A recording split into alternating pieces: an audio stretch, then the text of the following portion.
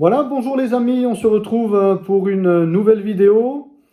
Alors aujourd'hui, le thème, c'est pourquoi il n'y a pas de réveil. En tout cas, dans nos pays occidentaux aujourd'hui, il n'y a pas de réveil. Alors pourquoi? Même si par-ci par-là, dans telle ou telle communauté ou dans tel ou tel endroit, il peut y avoir des temps, voilà, qu'on peut appeler des temps de réveil, mais en tout cas, ce n'est pas encore le réveil tel que on l'attend, hein, tel qu'on l'a connu au début du siècle dernier, à partir de 1930, en tout cas en France, voilà, Angleterre, France, et puis après qui s'est répandu dans le monde entier. Eh bien, on attend un nouveau réveil, n'est-ce pas? Et donc pourquoi finalement il ne vient pas? Pourquoi ce réveil se fait attendre? Quand je parle d'un réveil, je parle vraiment d'un mouvement de l'esprit, alors qui va agir peut-être puissamment dans une communauté déjà, ou dans plusieurs communautés, et puis qui va s'étendre à une région, à plusieurs régions, à un pays, à l'Europe et finalement au monde, nous concernant, parce que nous on vit en Europe, moi je vis en Suisse. Alors pourquoi il n'y a pas de réveil? Nous l'attendons, ce réveil, ce renouveau du Saint-Esprit. Alors il y a quelques éléments de réponse rapides que je voudrais relever avec vous. Et je lis pour cela dans Actes chapitre 1er, le verset 4. Comme Jésus se trouvait avec eux, donc avec ses disciples, avec ses apôtres, il leur recommanda de ne point partir de Jérusalem, mais d'y attendre que fût accomplie la promesse du Père, celle dont je vous ai parlé, leur disait-il, car Jean a baptisé d'eau, mais vous, vous serez baptisés du Saint-Esprit dans peu de jours. Alors, la Bible nous dit que Jésus leur recommanda. Et je m'arrêtais sur ce verbe. Vous savez que si on regarde la racine de ce verbe, on ne va pas faire une étude biblique, hein, c'est vraiment encore une fois une exhortation, une parole qui veut nous porter à agir, et quoique l'étude biblique nous porte aussi à cela, mais je dirais c'est une exhortation, ça ne va pas être une étude hein, à proprement parler. Alors, ce verbe, il signifie avant tout commander. Et originairement, on peut dire que c'est un verbe qui a été utilisé dans le registre du vocabulaire militaire. Hein, donner un ordre. Voilà, au niveau militaire, donner un ordre. Donc on voit que c'est quelque chose de très très précis, hein, de très très important, et puis une injonction très forte. Il leur recommande, non pas dans le sens qu'il a pris aujourd'hui, hein, dans le sens secondaire, je te recommande de faire ci, c'est-à-dire je te donne le conseil de, voilà. Non, là c'est vraiment une recommandation dans le sens d'un commandement qu'il renouvelle. Je vous commande à nouveau. Hein, donc le Seigneur avait déjà dû leur dire, et là maintenant il leur commande à nouveau, il leur recommande, hein, donc de plusieurs choses. Alors si Jésus ici commande, ça veut dire qu'il faut obéir. Hein? Donc pour qu'il y ait le réveil, il faut obéir au Seigneur. Ça c'est vraiment la base des bases. Si tu veux le réveil, si je veux le réveil, il me faut obéir à Dieu. Une église doit obéir à Dieu. Un pasteur et une communauté doivent obéir à Dieu. Parce que le réveil vient par l'église. Dieu se sert de l'église pour qu'il y ait des réveils. Il utilise l'Église, il veut que ce soit l'Église, n'est-ce pas, qui puisse apporter la bénédiction à ce monde perdu. Donc c'est à nous d'obéir. Jésus leur recommande donc, certaines choses que l'on va voir. Mon frère, ma sœur, es-tu prêt à obéir à Dieu? Es-tu prête, ma sœur, à obéir à Dieu? Es-tu prêt, mon frère, à obéir à Dieu? Sommes-nous prêts à obéir à Dieu? Finalement, c'est ça la question.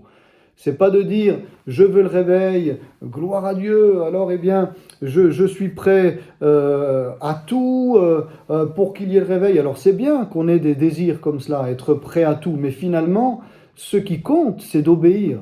Ce qui compte c'est effectivement que si on veut le réveil, de faire en sorte que ce réveil puisse arriver. De faire en sorte que je sois un acteur de ce réveil et pas juste être ému parce qu'on a lu des livres sur le réveil ou parce que on s'imagine que l'on va être un promoteur d'un réveil extraordinaire et puis que ça reste uniquement un rêve, que ça reste uniquement un souhait pieux. Non, ce n'est pas ça, frères et sœurs. Jésus leur recommande. Le verbe ici, je le répète, est un terme qui a été utilisé aussi dans la parole de Dieu lorsque Jésus, par exemple, commande à un esprit mauvais de sortir. Donc on voit que c'est avec autorité, il commande avec autorité. Ici, il y a un ordre comme militaire, il leur recommande. Et je crois que nous sommes l'armée de l'Éternel, nous sommes les soldats du Seigneur, comme Paul le disait à Timothée, soldats du Christ. Alors, eh bien, il nous faut aussi parfois le réaliser et dire, bien Seigneur, je veux le réveil, c'est bien, je veux que ça bouge dans ma communauté, je veux que des âmes viennent au Seigneur, c'est bien, mais finalement, qu'est-ce que je fais pour que ce réveil arrive? Seigneur, suis-je prêt à obéir? C'est ça la grande question, the question, c'est ça. Est-ce que je suis prêt à obéir? Alors, en quoi devons-nous obéir? Comme il se trouvait avec eux, il leur recommanda, premièrement, de ne pas partir de Jérusalem. Ici, je lis dans la version Osterwald. De ne pas partir de Jérusalem. Pourquoi? Parce que le contexte, c'est qu'ils avaient, bien sûr, ici peur, parce que Jésus avait été pris, on était venu le chercher, on l'avait crucifié, bien sûr, il est ressuscité le 3e jour, conformément aux Écritures et à ce que lui-même avait dit. Mais eux, eh bien, ils avaient peur parce que finalement, la fin qu'a connue Jésus, eh bien, allait être aussi la leur. Ça serait aussi la fin des disciples de Jésus. Donc, il y avait une crainte, que l'on peut comprendre, une crainte d'être pris et d'être mis à mort. Et finalement, quand on lit les Actes, on s'aperçoit que c'est ce qui va arriver. Ces témoins martyrs, ces apôtres, Pierre va être emprisonné, Jacques, le frère de Jean, va être décapité, déjà avant l'emprisonnement de Pierre. Et puis finalement, on sait très bien que l'apôtre Paul aussi, il le dit lui-même dans sa 2e épître à Timothée, qu'il se prépare au martyre. Donc on sait que tous ces apôtres eh bien, ont connu d'une manière ou d'une autre la persécution. Mais au début, il y avait cette crainte qui peut paraître dans un premier temps légitime. Ils avaient peur, le risque était là, eh bien de pouvoir connaître la mort à cause de notre foi que l'on avait placée en Jésus et que l'on reconnaissait, donc en tant que Messie, on reconnaissait Jésus comme le Messie. Effectivement, Jésus est le Messie promis. Alors Jésus leur a dit, ne partez surtout pas de Jérusalem. En d'autres mots, n'ayez pas peur, restez là. Voilà, n'ayez pas peur, restez là. Ils n'étaient pas encore prêts à la mission d'évangélisation mondiale, donc ils devaient rester à Jérusalem parce que, avant d'être dispersés, avant de partir pour évangéliser dans le monde entier, il fallait qu'ils puissent être revêtus de la puissance du Saint-Esprit. Donc, il fallait attendre. Il ne fallait pas partir de Jérusalem. Et j'ai envie de dire, ne croyons pas que nous devons partir je ne sais où pour connaître le réveil. Que dans tel et tel pays, il y a le réveil, alors il nous faut partir pour connaître le réveil. Gloire à Dieu pour les réveils qui prennent place dans certains endroits d'Asie, d'Afrique ou ailleurs. Ces réveils ponctuels, ces réveils locaux. Gloire au Seigneur. Mais on ne doit pas partir là-bas pour connaître le réveil. Nous ne devons pas non plus croire que le réveil, eh bien, non seulement est ailleurs, mais que Dieu aussi veut nous utiliser dans le réveil ailleurs et qu'il nous faut absolument partir pour que nous puissions être des promoteurs du réveil, des acteurs du réveil. Mais pas du tout. Jésus dit, il leur recommande, pas simplement il dit, il leur recommande, c'est un ordre qu'il leur donne. Ne partez pas de Jérusalem. J'ai envie de dire à beaucoup de chrétiens, ne partez pas de votre église locale, ne partez pas de votre ville, ne partez pas d'où vous êtes. Restez là. Vous voulez le réveil? Attendez, obéissez, payez le prix, restez là où vous êtes. Alors gloire à Dieu pour les appels missionnaires. Mais avant d'être sûr que Dieu nous appelle à partir dans tel ou tel pays, eh bien, je crois que nous devons déjà servir localement, là où nous sommes, plusieurs années dans notre église locale. Servir Dieu en tant peut-être même que pasteur, eh bien plusieurs années là où nous avons été formés. Et après, gloire à Dieu, Dieu tout à fait peut nous appeler à partir dans un autre pays, annoncer l'évangile, bien évidemment. Mais avant tout, eh bien, servons-le déjà et soyons des acteurs du réveil dans notre communauté, là où nous sommes. Hein, là où nous sommes, c'est vraiment important. N'allons pas chercher le réveil ailleurs. Deuxième chose, ici il est dit, comme il se trouvait avec eux, il leur recommanda de ne point partir de Jérusalem, mais d'y attendre que fût accomplie la promesse du Père, celle dont je vous ai parlé, leur disait-il, car Jean a baptisé d'eau, mais vous, vous serez baptisés du Saint-Esprit dans peu de jours. La deuxième chose, c'est d'attendre. Jésus leur a dit d'attendre, de faire preuve de patience. À cause du manque de patience, on peut s'égarer. Et il nous faut veiller. Parce que combien de bêtises et d'erreurs nous avons pu parfois commettre parce que nous avons manqué de patience.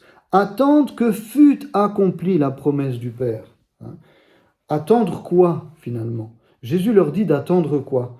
D'attendre, eh bien, que le Saint-Esprit vienne sur eux, de recevoir la puissance du Saint-Esprit et de devenir des témoins. Deux choses. Donc, Jésus leur parle bien du réveil ici. Vous devez attendre le réveil. Vous ne devez pas vous précipiter. Vous ne devez pas agir par anticipation. Mais vous devez attendre. Un réveil, ça s'attend. Et non pas, j'ai envie de dire, en regardant tel ou tel réveil se passer ou en lisant des livres simplement sur le réveil. Non, mais s'attendre activement. Il dit ici, d'y attendre que fût accomplie la promesse du Père. Quelle est cette promesse? C'est d'être baptisé du Saint-Esprit. Et au verset 8, vous recevrez la vertu du Saint-Esprit qui descendra sur vous et vous serez mes témoins tant à Jérusalem que dans toute la Judée et la Samarie et jusqu'aux extrémités de la terre. Donc, attendre, c'est important. Mes frères, mes sœurs, je vous exhorte, chers internautes qui m'écoutez, je vous exhorte à attendre dans votre communauté, eh bien, par la prière, bien évidemment, parce que c'est comme cela qu'ils ont attendu. Ils ont attendu dans la prière, ils étaient assidus à la prière, et ça, on a bien besoin de le réaliser tout à nouveau, qu'un réveil commence, se maintient et se poursuit et perdurera si le peuple de Dieu est en prière, si les pasteurs sont en prière, si les frères et sœurs d'une communauté sont en prière. Donc Jésus, comme je disais, il parle effectivement d'un réveil, puisqu'il parle du revêtement de la puissance du Saint-Esprit, et ensuite d'être des témoins. Voilà c'est quoi le réveil, frères et sœurs. Le réveil, c'est pas tout et n'importe quoi dans l'Église. Le réveil, c'est pas n'importe quelle manifestation dans l'Église. Le réveil, c'est, Jésus nous l'a dit ici, être revêtu de la puissance du Saint-Esprit. Oswald, la traduction Oswald ici a dit la vertu du Saint-Esprit. Littéralement, c'est dunamis, la puissance du Saint-Esprit. Et on sait que ce mot, dunamis, est utilisé toujours en relation avec le Saint-Esprit, la puissance du Saint-Esprit. Donc, il nous faut attendre d'être revêtus de puissance. Et pour cela, comment attendre? Je le répète encore dans la prière. C'est comme ça qu'ils ont attendu. Au verset 14, tout cela persévérait d'un commun accord dans la prière, avec les femmes, avec Marie, mère de Jésus, et avec ses frères. Tout cela, c'est-à-dire tous les apôtres, tous les disciples de Jésus, ils étaient 120. Ils persévéraient d'un commun accord dans la prière. C'est cela déjà le réveil. C'est quand on voit un pasteur, des anciens, des frères et sœurs qui persévèrent dans la prière. Là, vous pouvez être sûr que c'est le début du réveil.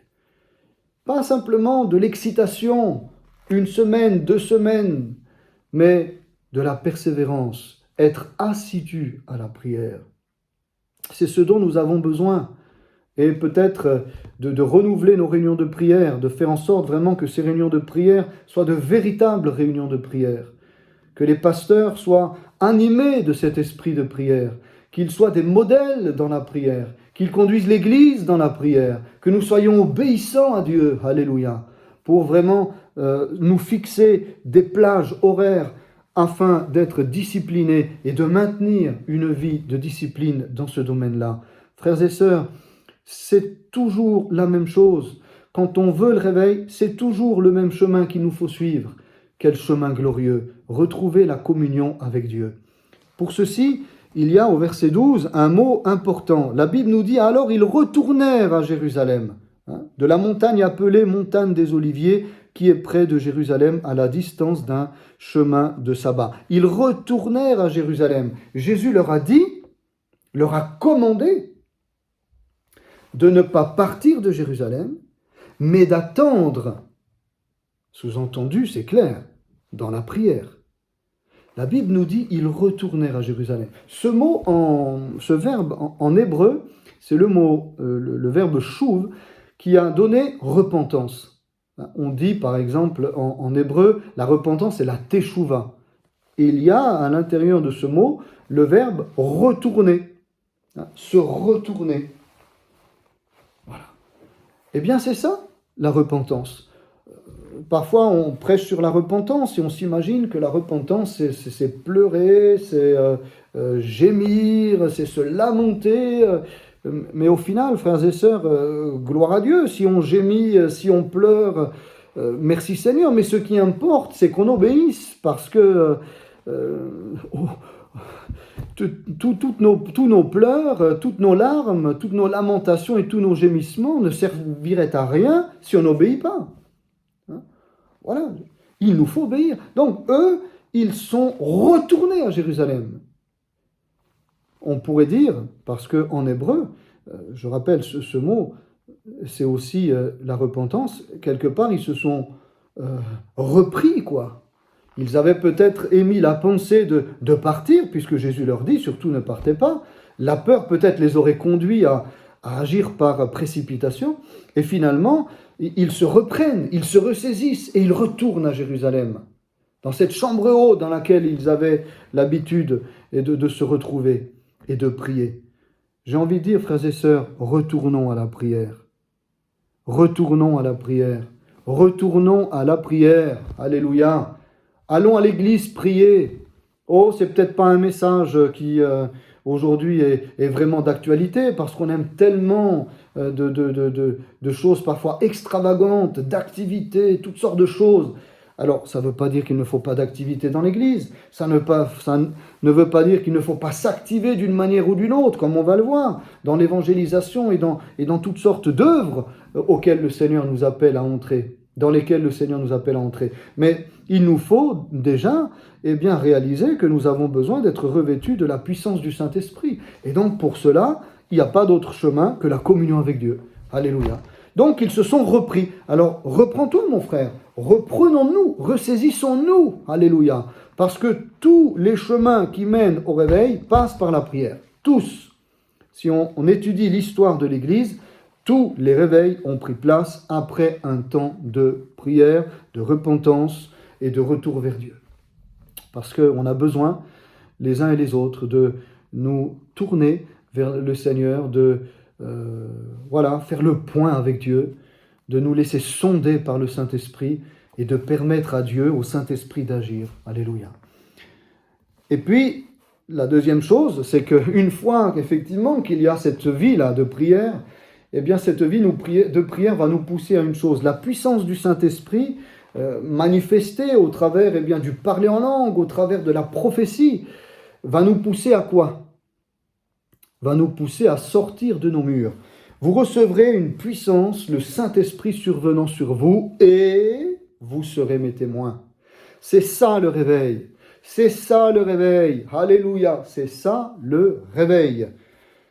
Retrouver une communion avec Dieu, entre frères et sœurs, retrouver le moteur de la prière, revenir, se ressaisir, parce que c'est vite fait de s'endormir, et Jésus avait dit à ses apôtres, priez avec moi, intercédez avec moi, tenez-vous dans la prière avec moi, et puis eux, ils s'étaient endormis, endormis, effectivement. Nous sommes parfois comme ces disciples, nous nous sommes endormis, mais nous pouvons nous réveiller, nous pouvons nous ressaisir, nous pouvons retrouver le chemin du réveil, le chemin de la prière. Pour quel but ? Pour être des témoins. Pas pour qu'on se gargarise dans l'église de parler en langue, de prophétie, de manifestation de l'esprit. Gloire à Dieu, ces choses sont nécessaires. Amen. Bien sûr, on prie pour des baptêmes du Saint-Esprit. Gloire à Dieu, on prie pour les dons du Saint-Esprit, la prophétie, la parole de sagesse, la parole de connaissance, parole de foi, discernement des esprits, etc., etc. Voilà, bien sûr, mais quel est le but du réveil dans l'Église? Frères et sœurs, c'est de sortir, c'est d'être des témoins. Et vous serez mes témoins à Jérusalem, dans la Judée, dans la Samarie et jusqu'aux extrémités de la terre. Si aujourd'hui, nous qui sommes en Suisse, nous pouvons témoigner du Seigneur, c'est parce que eux, ils ont fait ce que Dieu a dit, ils ont obéi à Jésus. Et c'est pour ça qu'aujourd'hui, nous pouvons faire ces vidéos et nous pouvons témoigner du Seigneur. C'est parce qu'ils ont obéi. Et vous serez mes témoins. Oh, que c'est beau, frères et sœurs, de connaître le réveil.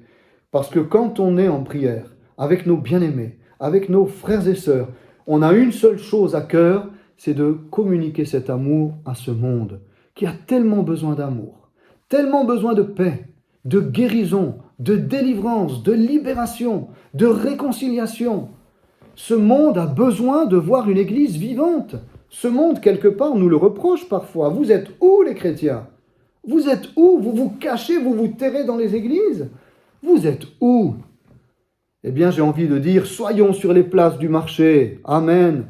Soyons, eh bien, dans un kiosque à musique pour annoncer l'évangile. Soyons dans les campagnes, dans les rues. Allons à la rencontre des campagnards. Soyons dans les haies, dans les campagnes, dans les villages, dans les hameaux, pour proclamer la bonne nouvelle du Seigneur. Vous vous rendez compte ce qu'on a? On a la responsabilité et le privilège d'annoncer l'amour de Dieu au monde. Que Jésus-Christ est venu pour mourir sur la croix pour nous, afin qu'au travers de sa mort, nous puissions être sauvés. Et que par ses meurtrissures, nous sommes guéris. Et qu'il a vaincu l'ennemi de nos âmes. Le diable, il l'a vaincu à la croix. Et que grâce à cet amour qu'il a manifesté pour nous, grâce à l'amour que Christ a manifesté en donnant sa vie pour nous à la croix, nous pouvons être sauvés. Pourquoi? Eh bien parce que le troisième jour, il est sorti du tombeau. Il est vivant. Et c'est pourquoi nous le prions. C'est pourquoi nous voulons témoigner de lui. Parce que ce n'est pas un Dieu mort. Il n'est pas resté sur la croix. Il est ressuscité. La tombe est vide. Amen. Le troisième jour, la tombe était vide. Marie de Magdala a trouvé la tombe vide. Pierre et Jean ont trouvé la tombe vide. Jésus leur est apparu pendant 40 jours. Et puis il est apparu à plus de 500 personnes à la fois. Il est apparu à l'apôtre Paul. Il est apparu à ses apôtres, dignes de foi. Et il est monté auprès du Père et il reviendra. Alors, dans cette attente, eh bien, nous ne sommes pas passifs. Nous sommes en communion avec lui, première des choses. Voilà, nous sommes revêtus, nous voulons être revêtus, renouvelés dans la puissance du Saint-Esprit. Nous voulons que dans l'Église, il y ait vraiment ce mouvement de Dieu, ce mouvement d'une action de Dieu, eh bien, dans l'Église. Et puis, non pas pour agir ensuite de manière insensée, et puis qu'il se passe toutes sortes de choses bizarres dans l'Église, mais pas du tout, pas du tout. Le Saint-Esprit ne fera rien, eh bien, qui n'est écrit dans ce saint livre. Les manifestations du Saint-Esprit, nous les avons là. Ce sont la prophétie, déjà le parler en langue. Quand on est baptisé dans le Saint-Esprit, le signe évident, le signe audible, visible, c'est le parler en langue. Mais on ne s'arrête pas là. Il y a bien sûr la prophétie, des paroles de connaissance, des paroles vraiment qui viennent révéler des problèmes, qui viennent donner une solution de manière surnaturelle et miraculeuse, et des dons de foi, ce qui est écrit là, des dons de guérison, des dons de miracles, discernement des esprits, la diversité des langues. Ce qui est écrit ici, frères et sœurs, ce que Jésus a manifesté, ce que les apôtres ont manifesté et ont vécu, ce que l'Église primitive nous rapporte, c'est cela que nous voulons vivre, rien d'autre. Ce qui est écrit dans la parole de Dieu. Amen. Merci Seigneur. Les miracles, les guérisons, les conversions, les baptêmes dans le Saint-Esprit, des âmes qui sont transformées par la puissance de l'amour de Dieu. Et oui, des hommes et des femmes qui vivaient dans le péché et qui eh bien, par la puissance et l'amour de Dieu, deviennent des enfants du Seigneur. C'est cela que nous voulons.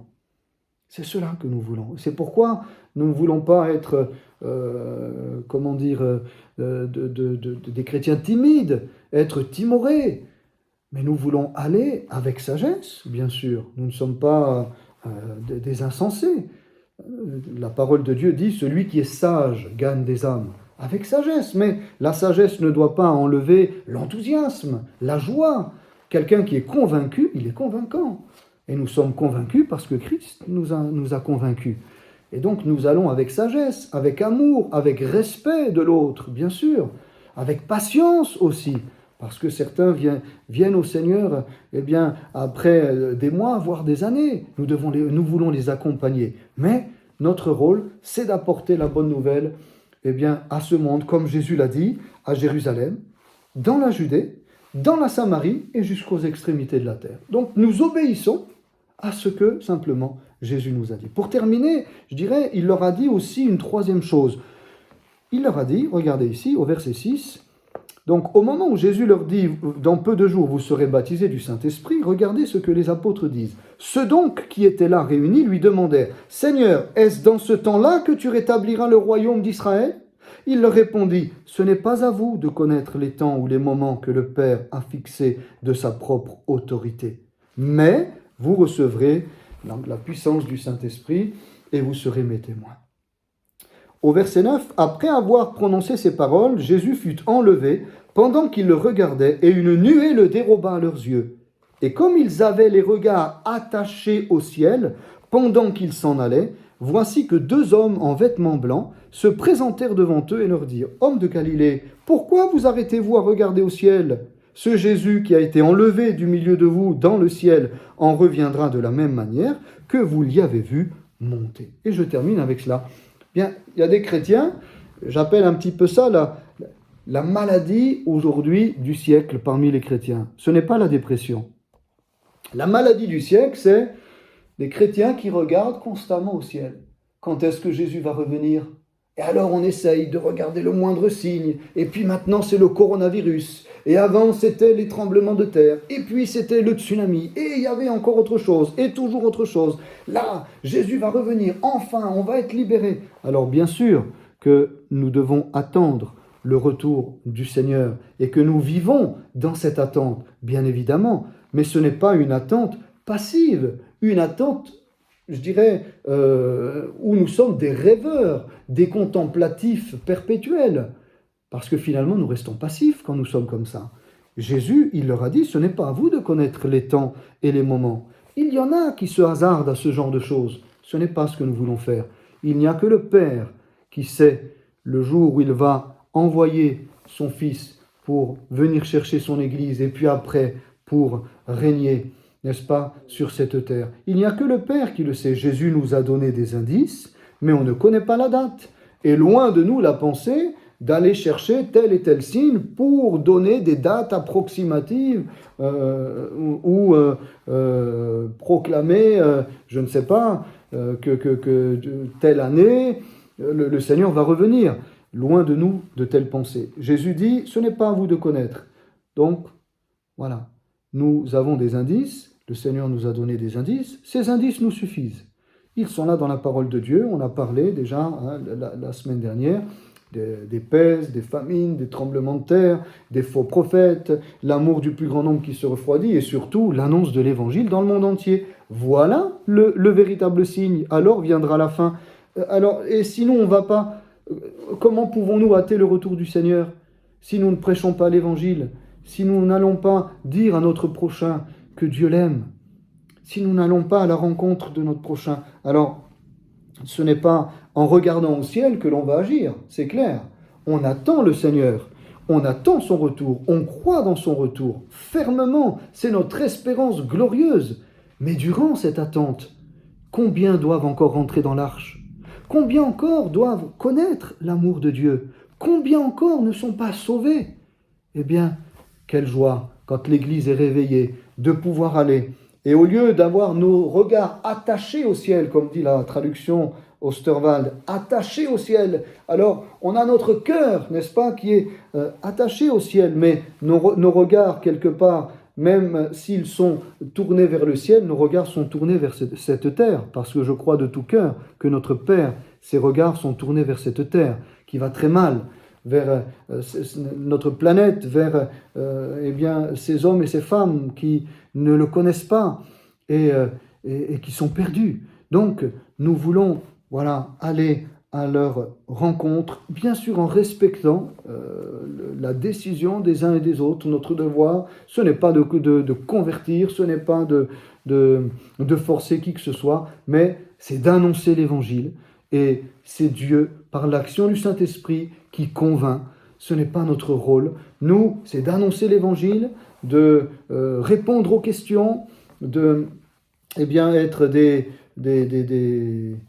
entre guillemets, des avertisseurs, de ceux qui avertissent effectivement qu'après cette vie, il y a une autre vie, et que le Seigneur veut que nous soyons sauvés, que nous allions au paradis, et que nous n'allions pas en enfer, et qu'il a fait ce qui est nécessaire pour cela, en donnant sa vie sur la croix pour mourir pour l'humanité tout entière, et que quiconque croira en lui ne sera pas condamné, mais sera sauvé, et que tous ses péchés seront pardonnés et qu'il sera réconcilié avec Dieu. C'est un message très très simple.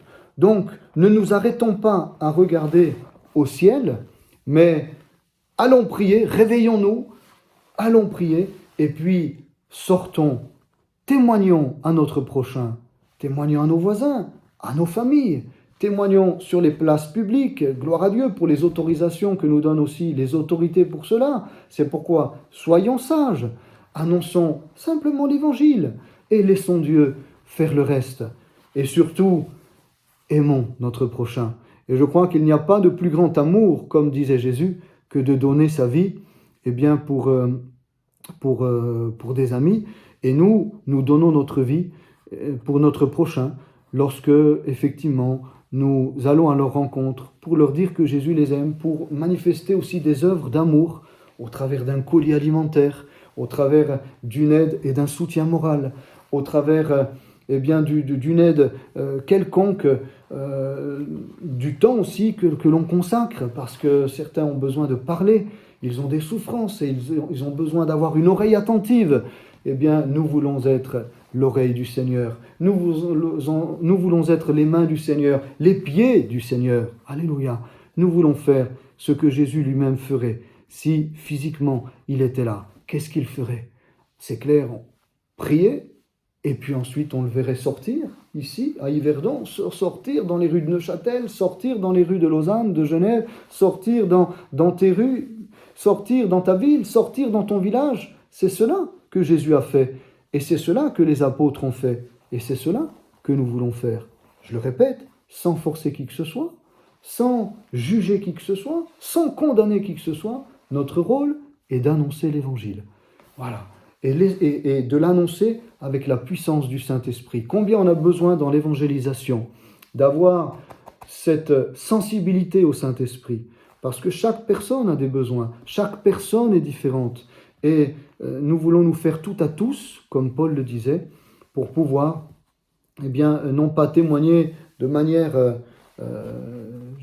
dogmatique, avec une façon de faire, c'est comme ça et pas autrement, mais en étant comme Jésus, qui a témoigné d'une façon à la Samaritaine et qui a témoigné d'une autre façon, à un Nicodème. L'apôtre Paul, qui a témoigné d'une façon au geôlier à Philippe, qui a témoigné d'une autre façon aux autorités qu'il a rencontrées, le procurateur, ou d'autres, les Juifs, ou d'autres encore, les Grecs à Athènes. Il s'est fait tout à tous. Donc, le réveil, c'est cela, retourner à la prière pour pouvoir retourner sur les chemins, retourner sur le chemin de l'évangélisation, retourner sur les places publiques, retourner sur le marché, si nous ne le faisons plus, retourner vers notre prochain, retourner vers notre voisin. C'est ça le réveil, gloire à Dieu. Alors oui, on attend le Seigneur avec joie, notre attente, elle est merveilleuse, elle est glorieuse, c'est une magnifique espérance, de ce qu'un jour nous serons avec Dieu, mais si nous sommes remplis de l'amour du Christ, nous voulons que cette joie que nous connaissons, que ce bonheur que nous connaissons, eh bien, nous voulons le partager. Nous voulons qu'il soit communiqué à toutes celles et ceux eh bien, qui sont autour de nous, que nous connaissons ou que nous ne connaissons pas. Nous voulons pouvoir le communiquer plus loin. C'est cela, eh bien, le réveil, que le nom du Seigneur soit béni. Oui, Seigneur, pourquoi il n'y a pas de réveil? Parce que nous désobéissons, Seigneur, et pardonne notre désobéissance. Nous voulons t'obéir. Nous ne voulons pas partir de chez nous. Nous ne voulons pas, Seigneur, manquer de patience. Nous ne voulons pas simplement avoir nos yeux tournés vers le ciel et parler simplement de ton retour. Mais nous voulons, Seigneur, comme ils sont retournés à Jérusalem, nous voulons retourner à la prière, dans cette chambre haute, alléluia, et puis être prêts pour pouvoir être les témoins du Seigneur. Tes témoins, Seigneur, donne-nous la grâce de pouvoir connaître, eh bien, ce réveil. Oui, pourquoi il n'y a pas de réveil? Parce que nous désobéissons. Mais Seigneur, nous voulons obéir. Voilà, nous voulons obéir, nous décidons d'obéir. Et tu te plais, Seigneur, dans une âme qui obéit. Tu travailles avec ceux qui obéissent. Tu agis avec ceux qui obéissent. Tu accompagnes ceux qui obéissent. Tu travailles avec ceux qui obéissent. Alléluia. Nous voulons, Seigneur, retrousser nos manches et être des laboureurs. Aller au travail. Gloire à Dieu. Aller annoncer la bonne nouvelle par tous les moyens que tu mets à notre disposition. Et donne-nous ta sagesse. Donne-nous ta patience et par-dessus tout ton amour, afin que ceux qui nous voient, ceux qui connaissent l'Église, puissent dire, eh bien c'est vrai, c'est à l'amour qu'ils ont que nous reconnaissons que ce sont vraiment des disciples du Seigneur. À toi la gloire, Seigneur. Bénis les internautes, bénis mes frères et sœurs, bénis peut-être des personnes et certainement qui ne te connaissent pas encore. Veuille les toucher et que tu puisses te révéler à leur cœur, leur révéler ton amour qui a été manifesté à la croix. Qui aurait donné sa vie pour des personnes qui sont des ennemis de Dieu? Nous étions ennemis de Dieu et pourtant tu as donné ta vie pour nous. Nous étions loin de toi et pourtant tu t'es donné afin que nous puissions nous rapprocher de toi. Nous n'avions que faire de toi, nous suivions chacun notre chemin et pourtant tu es venu à notre rencontre. Alléluia. Pour faire de nous tes amis. Oh, quel sauveur merveilleux nous avons, quel sauveur merveilleux je possède en la personne de Jésus-Christ. Et combien tu veux être l'ami, le sauveur et le Seigneur, encore de beaucoup d'hommes et de femmes, de jeunes et d'enfants et de vieillards. Oui, Seigneur, que ta bénédiction soit sur toutes celles et ceux qui nous écoutent. Envoie-nous, Seigneur, envoie-nous dans ce monde. Envoie-nous auprès de ceux eh bien, qui sont à côté de nous. Envoie-nous par ta grâce et fais de nous des témoins jusqu'à ton retour. Au nom de Jésus, Père. Amen, amen, amen. Quel sauveur merveilleux je possède. Il s'est sacrifié pour moi et sa vie innocente il cède pour mourir sur l'infâme bois, attaché à la croix pour moi, attaché à la croix pour moi. Il a pris mon péché, il m'a délivré, attaché à la croix pour moi. Amen. Que Dieu vous bénisse, bien-aimés. À bientôt pour une autre vidéo. Et d'ici là, prions, témoignons, réveillons-nous et obéissons à Jésus. Que le Seigneur vous bénisse abondamment, chers amis, chers frères et sœurs. À bientôt.